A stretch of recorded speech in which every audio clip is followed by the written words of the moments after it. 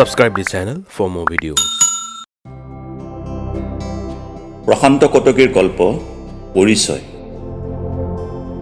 নগেন কাকতিৰ জীয়েক মলয়াৰ কাইলৈ বিয়া। আজি জোৰোণ।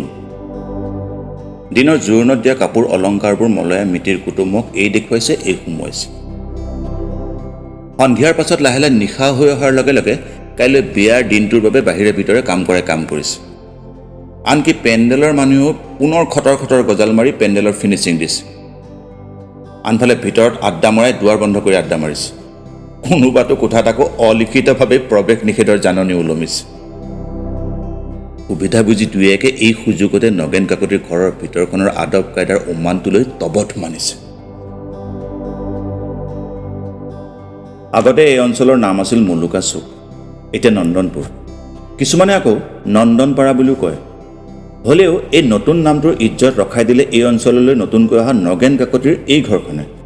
ঘৰৰ বাহিৰেই চাবা নে ভিতৰেই চাবা, নগেন কাকতি নতুনকৈ এই অঞ্চললৈ অহাৰ কাৰণে সকলো মানুহৰ লগত তেওঁৰ চা চিনাকি নাই, কিন্তু চিনাকি আছে আচল মানুহটোৰ লগতেই, মদনে লাইট পোষ্টত উঠি এদিন নগেন কাকতিৰ আন্ধাৰ হৈ থকা ঘৰ পোহৰ কৰি দিয়াৰ পাছতেই সি লাইট পোষ্টত উঠাই নহয়, কাকতিৰ মনৰ ভিতৰে বাহিৰেও উঠিবলৈ সুবিধা পালে। যাৰ বাবে এই বিয়াখনত কাকতিৰ ঘৰখনৰ বাবে এতিয়া আটাইতকৈ দৰকাৰী মানুহ হৈছে মদনে জানোতে বহুত কামেই জানে। সেইকাৰণে নগেন কাকতিৰ ঘৰত তাৰ হাজিৰাৰ নিৰিখো বেলেগ, কামৰ বিভাগো এতিয়া বেলেগ। এইখন বিয়াত মদনে দিয়া লিষ্ট মতেই নন্দনপাৰাকে সামৰি 4খন গাঁৱৰ মানুহ মতাৰ পৰা দুনৰি যোগাৰ কৰালৈকে সকলো দায়িত্ব তাৰ। ক'ত কি লাগিব কি নালাগিব সকলো হিচাপ এতিয়া তাৰ মনৰ মাজত। বেই তলত দিবলৈ হাঁহ কণীও সি নিজে যোগাৰ কৰি থৈছে। মুঠৰ ওপৰত বিয়া ঘৰখনত মদনেই হৈছে আটাইতকৈ দৰকাৰী মানুহ। তাৰ কামৰ ভাগো ভিন্ন।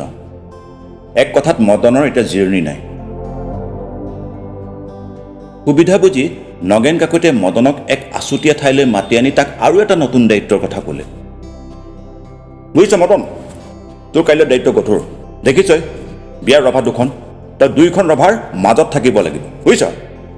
মদনে কাণ পাতি কথাবোৰ শুনি গ'ল। কাকতিয়ে কথাৰ কোনো আঁৰ বেৰ নোহোৱাকৈ বুজাই দিলে, কিছুমান মানুহে সকলোৰে লগত বহিবলৈ বেয়া পায়। কিছুমান মানুহে সকলোৰে লগত বহিবলৈ বেয়া পায় নহয়। সেই ধনী মানি সাজে পোছাকে ভাল মানুহখিনি এইফালে সোঁফালৰ ৰভাত বহিব, আৰু সাধাৰণ মানুহখিনি আনখন মানে বাওঁফালৰ ৰভাত বহিব। প্ৰসংগক্ৰমে গাঁৱৰ মানুহখিনি যে তাতেই মানে বাওঁফালে বহিব কাকতিয়ে মদনক বুজাই দিলে। DC SP মিনিষ্টাৰ আহিব লগা এই বিয়াখনত মদনৰ কাম হ'ল 2খন ৰভাৰ মাজত থাকি কোনেও নুবুজাকৈ নিৰ্দিষ্ট ৰভাই মানুহ পঠিয়াই দিয়ে। মদনক সহায় কৰিবলৈ আৰু 2জনমান অৱশ্যে থাকিব। এই সমস্ত কথাখিনি মদনক বুজাই দিয়াৰ পাছত এই কামখিনি কৰিবৰ বাবে কাকতিয়ে মদনৰ হাতত তুলি দিলে এযোৰ নতুন কাপোৰ।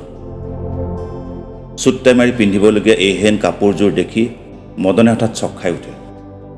কাকতিয়ে মদনৰ মুখলৈ চালে। কামলৈ ভয় নকৰা মদনেও মনৰ মাজত সাহস এটা গোটাই সিহে যেন কাকতিক সাহস দিলে। ভয় কৰিব নালাগে ছাৰ, হৈ যাব। বিয়াৰ দিনা মদনে কাকতিৰ নিৰ্দেশ মৰ্মে নিৰ্দিষ্ট ঠাইত ৰৈ নিমন্ত্ৰিত অতিথিক সেৱা সন্মান জনাই ৰভাই মানুহ পঠিয়ালে। কিছুমানক সোঁফাললৈ, কিছুমানক বাওঁফাললৈ। কেতিয়াবা মদনৰ অসুবিধা হ'লে সি কাকতিৰ মুখলৈ চায়। কাকতিয়ে কোনফালে হ'ব চকুৰে ইংগিত দি দিয়ে, হৈ যায়। আৰু এই কামটো কৰোঁতে মানুহৰ খোজ কাটল ড্ৰেছ পোছাক দেখি মদনে নিজেই লাহে লাহে চিজিলকৈ চলাই নিব পৰা হ'ল। মদনে অৱশ্যে এনে কাম আগতে কৰা নাই। হ'লেও এনেকুৱা আৰু এখন বিয়া সি দেখিছে। সেইখনটো আৰু এখোপ চৰা। 3খন ৰভা, এখন নাম কীৰ্তন কৰি বিয়া খোৱা ভকতৰ বাবে, মানে একেবাৰে আছুতীয়া। যি কি নহওক এই কামটো কৰোঁতে মদনৰ সমস্যা একো হোৱা নাছিল। কিন্তু সমস্যা সৃষ্টি হ'ল তেতিয়াহে যেতিয়া তাৰ ঘৈণীয়েকে কোলাত এটা আৰু হাতৰ আঙুলিত ধৰি এটা কেঁচুৱাৰ সৈতে ৰভাতলিলৈ সোমাই আহিল। প্ৰথমতেতো ঘৈণীয়েকে মদনৰ গাত এনেহেন সাজ পোছাক দেখি চিনিকে পোৱা নাছিল। কাপোৰে কানিয়ে নিজৰ মানুহটোক তাই বৰ ধুনীয়া দেখিছে। তাই যে এইহেন মানুহটোৰে ঘৈণীয়েক কথাটো ভাবি তাই অহংকাৰ কৰিব নাজানিলেও, কিন্তু তাইৰ মনৰ কোনোবা এঠাইত কিবা এটাই খুন্দা এটা মাৰিছে। যাৰ বাবে মাত ফুটা ল'ৰাটোক তাই হেঁচুকি এটা মাৰি বাপেকক চিনাকি কৰাই দিছে। যা তোৰ দেউতাৰ। দেউতাকক দেখি সি দেউতা বুলি চিঞৰি উঠিল। মদন নিৰূপায় মাতষাৰ শুনিও সি নুশুনাৰ ভাও জুৰিলে আৰু লগে লগে মানুহ মতাত ব্যস্ত হ'ল। ইতিমধ্যে ইমান সময়লৈ সি ডাঙৰ ডাঙৰ মানুহৰ হাতত হাত মিলে হেণ্ডশ্বেক দিব পৰাও হ'ল। মদনৰ ঘৈণীয়েকে ভৰি টিপি টিপি থেও মেথেও কৰি থাকোঁতে সি সুবিধা বুজি এপাকত আনি নেদেখাকৈ কেৱল ঘৈণীয়েকে শুনাকে ক'লে, এবাৰ লাগি কি চাই আছ? তহঁত এইফালে যা, সেইফালে ধনী মানুহৰ, ৰৈ নেথাকিবি। বাপেৰক ঘৰত মাতিলেও হ'ব, যা। কথাবোৰ চমুৱাই ঘৈণীয়েক ল'ৰা ছোৱালীক আঁতৰাই, বিশেষকৈ ঘৈণীয়েকে কিবা এটা সোধাৰ আশৈ নাপাওঁতেই সি যিদৰে ধমকিৰ সুৰত কথাখিনি ক'লে, পিছত তাৰ নিজৰে বেয়া লাগি গ'ল। কিন্তু উপায় নাই, সি এতিয়া এটা দায়িত্ব লৈ কাম কৰি আছে। নিয়াৰিকৈ এই কামটো যদি সমাধা হয়, আন দিনাতকৈ যদি এই কামটোৰ বাবে দুটকামান বেছিকৈ পায়, তেওঁতো ঘৰখনৰ মানুহৰ বাবেই। এইহেন জটিল কাম এটা সি ঘৰখনৰ মানুহৰ পেটৰ ভাতৰ বাবেইতো কৰিছে। কথাবোৰ মদনে বেছি পৰ ভাবিবলৈ সময় নাপালে। নতুন নতুন মানুহ এই আহিছে, এই গৈছে। মিউজিক ছিষ্টেমত চেহনাই সুৰ, জেনেৰেটৰ দুক দুক শব্দ, বতাহত নানান খাদ্যবস্তুৰ সুগন্ধি ইত্যাদি ইত্যাদি, এই সকলো মিলি মদনক নতুন পৰিৱেশ এটালৈ পুনৰ ঠেলি লৈ গ'ল তাৰ দায়িত্বৰ স্বাৰ্থত। কিন্তু হ'লে কি হ'ব?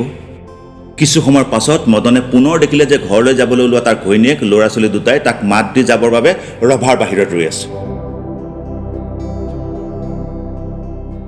মদনে যাবৰ বাবে হাতেৰে ইংগিত দিওঁতেও ঘৈণীয়েকে বুজি পোৱা নাই। খঙত তাৰ মুখৰ হাঁহি নিমন্ত্ৰিত অতিথিৰ মাজত হেৰাই গৈছে। এফালে তাৰ পৰিয়ালটো সি নিজৰ পৰিয়াল বুলি চিনাকি দিব নোৱাৰা অৱস্থা, আৰু আনফালে ঘৈণীয়েকজনীয়ে মদনক মাত এষাৰ নিদিয়াকৈ গুচি যাবলৈ বেয়া পায় পুতেকৰ হতুৱাই মতাই আছে দেউতাকক। এপাকত সুবিধা বুজি মদন ওলাই আহিল। ঘৈণীয়েকৰ ওচৰ পাওঁতেই ঘৈণীয়েকে সি পিন্ধা কাপোৰযোৰৰ কথা ক'ব খোজোতে সি ঘিঙিৰি মাৰি উঠিল।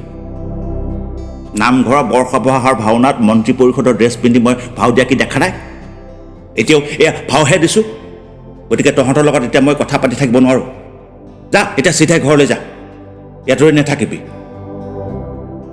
তেনেতে বাপেকৰ মুখলৈ চাই পুতেকে দেউতা বুলি মতাৰ লগে লগে মদনে পুতেকৰ সলনি ঘৈণীয়েকহে তাত কৰচি চেপা কণ্ঠস্বৰেৰে গৰজি উঠিল। সিহঁতৰ মুখখনত পাতি ৰাখ। এই বাপেকটোক মাতিবলৈ ঘৰত বহুত সময় পাবি। ঘৰত মাতিলেও হ'ব, যা যা। কথাষাৰ কৈ পলকতে মদন পুনৰ মানুহৰ মাজত সোমাই পৰিল। বিয়াৰ পিছদিনা কাকতিয়ে মদনক ওচৰলৈ মাতি আনি ক'লে, এতিয়া তই মোক ক। মদনে ক'ব কি? হ'লেও সি যে বিয়া ভগাৰ পাছত তাক দিয়া ড্ৰেছযোৰ আগৰ দৰে জাপি কুচি থৈছে, সেইটো কথা কাকতিক পোনতে জনালে। কাকতি আচৰিত হ'ল। সেইযোৰ পোচাক তোৰ বাবে আনিছোঁ মই। মদনে আনন্দ পোৱাতকৈ দুখহে পালে। সেইহেন পোচাকযোৰ পিন্ধিব ক'ত, ঘূৰিব কি? সেইযোৰ কাপোৰ নহৈ তাৰ বাবে এটা সমস্যাৰ টোপোলাহে হ'ব। কাকতিয়ে মদনৰ কথাত কথা বহলাবলৈ নগৈ মদনৰ মুখৰ পৰা আচল কথাটো জানিব খুজি মদনক প্ৰশ্ন কৰিলে। সেইবোৰ কথা বাৰু বাদ দে, বিয়াখন তই কেনে পালি? তাৰ সঁচা কথা কৈছোঁ।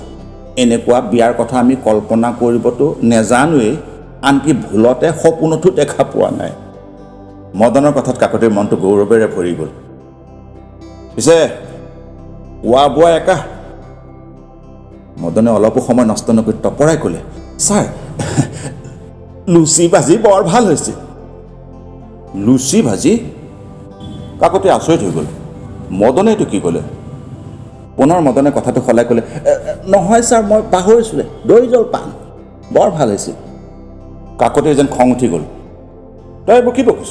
লুচি ভাজি, দৈ জলপান, যিবোৰ এইখন বিয়াত মানুহক দিয়াই নাছিলোঁ। মদন মৌন হৈ ৰোৱাত কাকতিয়ে পুনৰ সুধিলে, তই তাৰমানে বিয়াত খোৱাই নাছিলি নেকি? মদনে এইবাৰ সঁচা কথা ক'লে, হয় ছাৰ, সঁচা সেইটোৱে, মোৰ বিয়া খোৱা নহ'ল নহয়। কাকতিৰ উৎকণ্ঠা ভৰা প্ৰশ্ন, কিয়? মদনে আৱেগ ভৰা কণ্ঠস্বৰেৰে উত্তৰ দিলে, ছাৰ, মই আচলতে কালি নিজকে ঠিকেই কৰিব পৰা নাছিলোঁ। মইনো কোনখন ৰভাত খাম।